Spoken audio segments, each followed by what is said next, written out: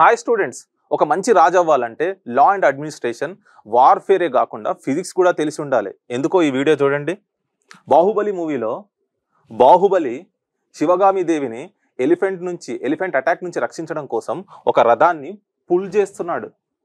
Push చేయకుండా pull చేసి తనను రక్షిస్తున్నాడు. చూడండి, బాహుబలికి శివగామి దేవి తన తల్లి అంటే ఎంత ఇష్టమో. ఒక విషయం గుర్తుపెట్టుకోండి, ప్రపంచంలో తల్లిని మించిన యోధులు మరెవరూ లేరు. ఓకే, ఇక్కడ విషయానికి వస్తే అతను ఆ రథాన్ని పుల్ చేస్తున్నాడు, పుష్ చేయకుండా. ఎందుకంటే బాహుబలికి ఫిజిక్స్ తెలుసు కాబట్టి. ఇక్కడ చూడండి, మనం ఏం చేద్దామంటే will make a comparison between pulling and pushing. మరి ఈ పుల్లింగ్ ఎందుకండి? Why pulling is easier than the pushing చూద్దాం ఒకసారి. ఫైన్.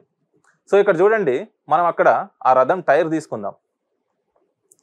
చూడండి, ఇక్కడ పుషింగ్, ఇక్కడ పుల్లింగ్. కరెక్ట్. సో ఇక్కడ పుష్ చేసి ఇక్కడ ఫోర్స్ ఇలా అప్లై చేస్తున్నారు, దీన్ని పుష్ చేస్తున్నారు ఇలా, ఇక్కడ దీన్ని పుల్ చేస్తున్నారు ఇలా.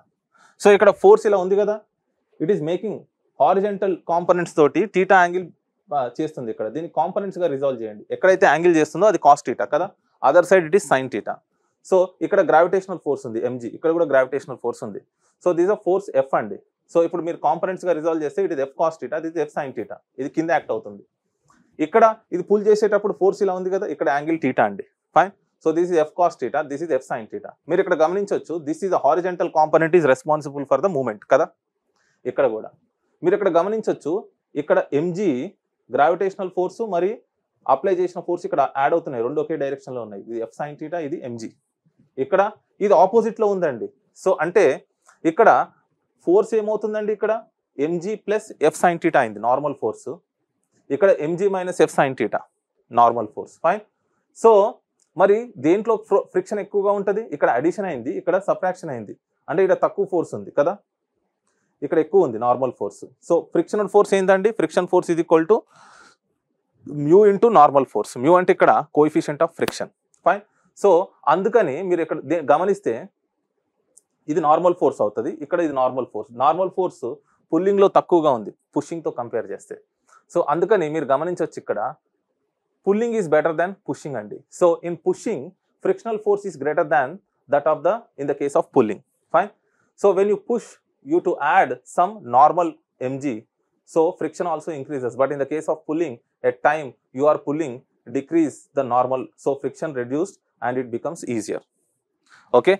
So a normal component lo pushing lo, normal component anedi pushing lo taggutundi, ade pulling lo taggutundi, pushing lo perugutundi. Andukani friction ఎక్కువగా ఉంటుంది. సో మనం ఇంకోటి చూద్దాం, ఇక్కడ మరి ఆప్టిమం యాంగిల్ ఏంటో చూద్దాం. సో ఒక ఇచ్చిన సర్ఫేస్కి ఏ యాంగిల్లో లాగితే మనం ఎఫెక్టివ్గా దాన్ని మూవ్ చేస్తామో ఒకసారి చూడండి ఇది. So optimum angle for pulling. So tan theta is equal to mu అండి, గుర్తుపెట్టుకోవాలి. మ్యూ అంటే ఏంది? అది కోఎఫిషియంట్ ఆఫ్ ఫ్రిక్షన్, దాని రేంజ్ 0 to 1 కదా. Different materials different coefficient of frictions ఉంటాయి. సో అది ఎఫెక్టివ్ యాంగిల్. మరి ఇలా లాగాలా, కొద్దిగా ఇలా పెట్టి లాగాలా, పుష్ చేయాలా, ఇలా పెట్టి లాగాల, ఆ యాంగిల్ ఎంత అయితే ఎఫెక్టివ్గా ఉంటుంది అనేది ఇది. So for mu is equal to 0 we get theta is equal to 0. అసలు ఫ్రిక్షనే లేదనుకోండి, నేను ఒక స్పెషల్ కేసు డిస్కస్ చేస్తున్నాను. ఇక్కడ ఫ్రిక్షనే లేదనుకోండి, అప్పుడు టీటా యాంగిల్ ఎంత అండి? 0. అంటే ఏమన్నట్టు, అసలు దీనికి అసలు ఫ్రిక్షనే లేదు, స్మూత్ సర్ఫేస్ ఉంది. అప్పుడు ఏమన్నట్టు, for frictionless surface the best direction of pull would be parallel to the surface. So ఇలా ఉందనుకోండి ఆబ్జెక్ట్, ఇలా పుల్ చేస్తే ఏది ఎప్పుడు అది స్మూత్ సర్ఫేస్ అయినప్పుడు, కంప్లీట్లీ ఫ్రిక్షన్ లెస్ అయినప్పుడు. ఇంకో విషయం ఏంటంటే, మీరు ఇక్కడ మ్యూ పెరిగింది అనుకోండి, మ్యూ పెరగడం అంటే ఏంటి?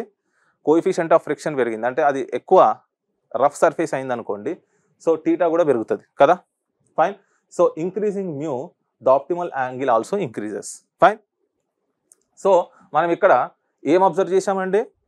పుల్లింగ్ బెటరా, పుషింగ్ బెటరా? కన్క్లూజన్ ఏంటంటే పుల్లింగ్ బెటర్ కదా, అందుకనే బాహుబలి అక్కడ పుల్ చేస్తున్నాడు. ఫైన్. సో ఇలా మనము కొన్ని ఇలా సీన్స్ తీసుకొని కూడా మనం దాంట్లో ఫిజిక్స్ కాన్సెప్ట్స్ ఐడెంటిఫై చేయొచ్చు. ఫైన్. అందుకని నేను ఏమంటానంటే physics is everywhere. Hope you would have enjoyed this lecture. ఇలాంటి మరిన్ని వీడియోస్ కోసం like, share and subscribe. Thank you.